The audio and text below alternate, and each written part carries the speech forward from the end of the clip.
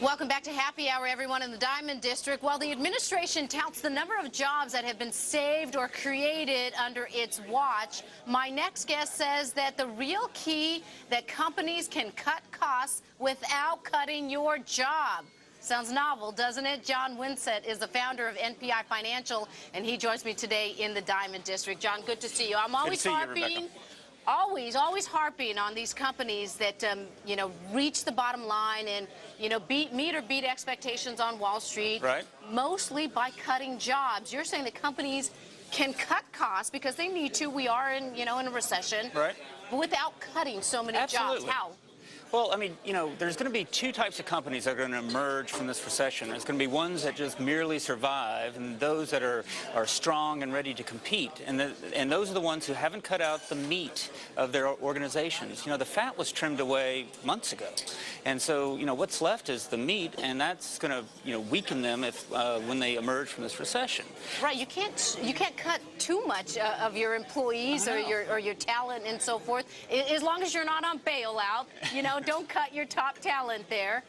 So where do they save money then? I tell you, I just came back from a conference today with a bunch of financial services institutions, and this was a buzz in the room about how can they cut costs without cutting any more headcount, because they're already on skeleton crews, from the last few months compared to last year. And so, they're looking under every rock. And they're wondering, where is the savings opportunity? Then where do they look? So what we tell our clients is you got to focus on spend categories that offer the greatest volatility in pricing, or ergo, those that offer the greatest risk of overspending. And what are the top three? The top three are telecom, technology, and transportation, shipping. And so within those categories, companies can overspend greatly.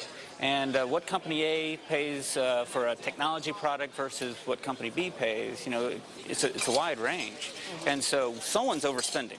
And so the way you protect yourself on that is benchmark, benchmark, benchmark. You've got to benchmark your pricing. Do you see the companies that you deal with on a daily basis? I imagine your business is probably going through the roof as people really try to save money, and they need a new set of eyes to see, where they can then cut costs. Yeah. How are businesses doing out there? Are they relying on the credit market? Are they relying more on cutting costs? Are they relying more on selling their products? What is it? The atmosphere is that, they can't cut any more that's going to, take away their ability to compete effectively. They want to... hurt their service. Hurt their service. Customer service. They've got to drive top line.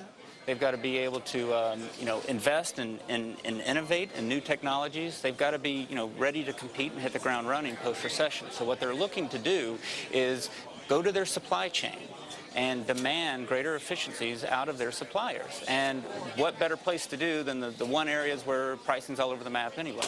Are they able to negotiate better contracts now because other businesses are as desperate as they are for new business? And if you're in a contract, can you still renegotiate that contract? Absolutely. No, vendors are wanting to retain your business, and they want to, do what they can to make sure they don't lose you as a client.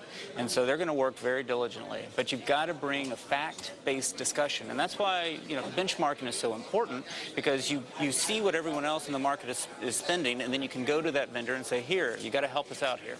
But saving that money could make the difference between a small business staying open or having to close its doors. Thank you so much, Jon Winsett.